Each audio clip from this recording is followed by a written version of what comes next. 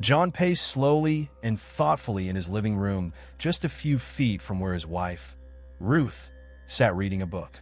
Ruth could sense the turmoil in his mind, both from the nervous pacing and heavy sighing. She was dreading the conversation she knew was coming and the impact it would have on their lives. She sat waiting, dreading, only pretending to read. John turned to her finally with his own dread pounding in his head and said, "Ruth." She looked up at him and held her breath, raising her eyebrows in mute inquiry. "Ruth, I need to talk to you, and I hope you can hear me out before you react to what I'm about to say." Oh God, she thought. She had been anticipating this for over a month, but just realized she was not really ready to hear it, not ready to have her life change forever. She let out her breath heavily and simply said, "Okay, John." She put her book in her lap and held it tensely. John sat slowly on the couch with her about a foot away, turning as much as possible towards her, laid his big paw on top of her dainty hand and said, "I haven't been a very good husband to you lately. I have done things I am not proud of, and I have dishonored you. I mean to change that as of now, if you can let me." Hope sprang into Ruth's consciousness, tinged with a bit of anger and sorrow, emotions she had not allowed herself to feel over the past long, difficult month. "Are we talking about your affair with Gina Laszlo or something else?" she said with more bite in the tone than she wanted to show. John blanched slightly, dropped his eyes, and whispered, "Heck, when? How? How long have you known?" "Over a month," she said flatly. "For the past 21 years, you put on your police uniform and walk out that door, and I'd wonder if this was the day you wouldn't come home because some drugged-up S-head killed you. For the past month, I wondered if this was the day you'd walk out that door and not return because you decided to move on with Gina. I don't know which is worse. I actually thought of killing you myself, so I guess the second scenario was worse in my mind." "Oh, Ruth, how do I begin to even say how sorry I am? I have called it off as of yesterday. We were going to meet up this afternoon, and I called her and said it was over and I wouldn't see her again, and I meant it. I promise you I will never, ever do anything like that again. Please, can you forgive me? And I know I have some real work to do to get you back completely, and I am prepared to do whatever you want me to do. Even heck, I don't even want to say it, even if it means giving you up and not fighting your divorce terms. You decide. You're in the driver's seat. Tell me, want me dead? Just say the word, and I'll eat my revolver." Ruth reflected for a bit and then said coolly, "I want you dead, but please do it somewhere where I won't have to clean up the mess. Blood is so hard to get out of good carpeting." John's eyes widened. "Are you kidding me?" Ruth looked at him with a raised eyebrow and said, "See, one should not be making ridiculous offers to a wronged woman.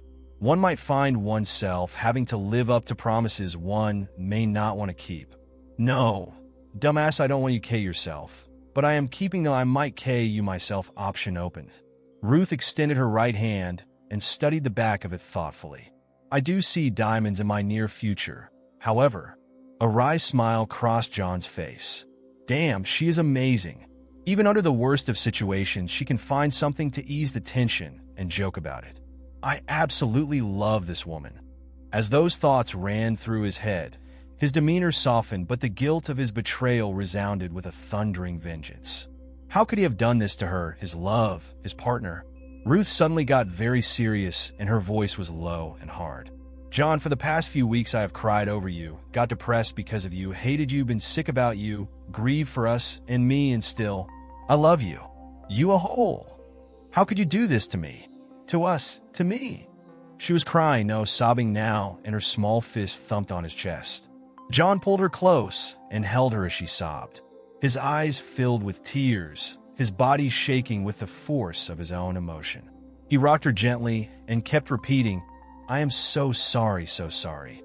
She continued to sob and periodically hit him with her clenched fist, saying, "You broke your promise, broke your promise."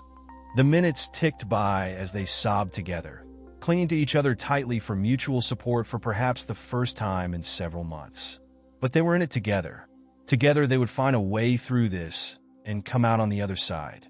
They continued to rock and cling and sob for seeming hours, with the occasional jab to the ribs and chest from small, angry fists.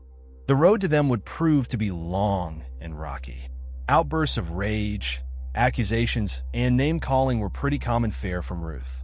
Sullen, guilt-ridden apologies and being attentive to Ruth's every whim was the soup of John's daily existence. They never did share the same bed. Ruth reasoned that she had slept with him when she knew about his around before his confession, and she couldn't see why she wouldn't sleep with him now. Plus, she told him, it's easier to keep tabs on you if I can see you. She often wore her sexiest nightgowns, and even went as far as buying very sexy attire to wear to bed, but made it clear that sleeping was all they would be doing in that bed until she decided differently. After showering, she would stand in the bedroom, with every light on drying off, displaying her luscious form to full effect, something she had never done before. She wore perfume and makeup to bed with the sole purpose of driving John mad with lust and desire. She would play sensuous music at various times of the day and do slow, undulating stripteases before John's wide eyes and open mouth, and then redress to resume whatever chore she had been involved in. Damn, she could be very cruel. John seemed to walk around during this horribly frustrating and seemingly endless dry spell. Ruth took to calling John at odd, unpredictable times during his workday to check on his whereabouts, and would even call other police officers who worked the same shift and ask them to have John take the call at their desk to ensure John really was where he said he would be. To say John was on a very short leash was an understatement, but he took to the process with a resignation that this was his price of admission back into Ruth's heart. He even took the constant ribbing from his shift mates with stoic grace, even chiding them on the fact that this could be them, or worse if they ever strayed. He was learning his lesson. One night about 2 months after his confession, John awakened slowly to find Ruth straddling his midsection, rocking feverishly and panting heavily. He felt the exquisite sensation of his being massaged. Through his sleepy and confused state, he wasn't sure how to react. Should he participate, or would awareness that he was awake and enjoying this cause her to quit and trigger a continuation of his dry spell? He waited until he heard the sounds from her that always signaled the beginnings of her ending. He loved and so missed those sounds. He almost cried for joy.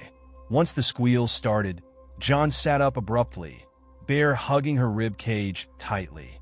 Ruth's response with, Jesus, John. Yes. She started then to squeal sharply, gasped 3 times and screamed through clenched teeth. John held her through her release and then flipped her over on her back. Ruth continued to balance on the knife edge of complete release for some time again, and finally went over the top, repeating her previous response. John this time was not far behind. The only thought John's stupefied brain could muster was beautiful. After catching their breath, Ruth finally held his face in her hands tightly. She looked John square in the eye, her blazing green eyes even visible in the extreme low light of the darkened bedroom, and said with a voice cracking with emotion, "You are mine. You son of a b.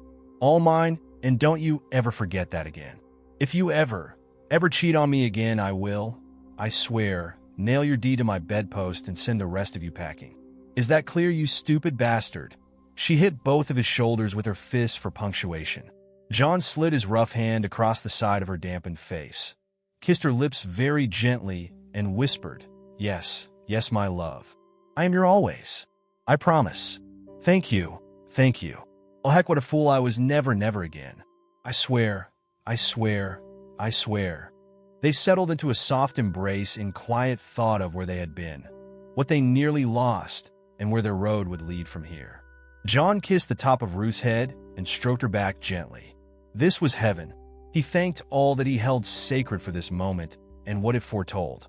After a long, languid silence, Ruth said gently, but with a hint of foreboding, "John, I need you to answer 2 questions for me. Why Gina? And what made you break it off and face me about it?"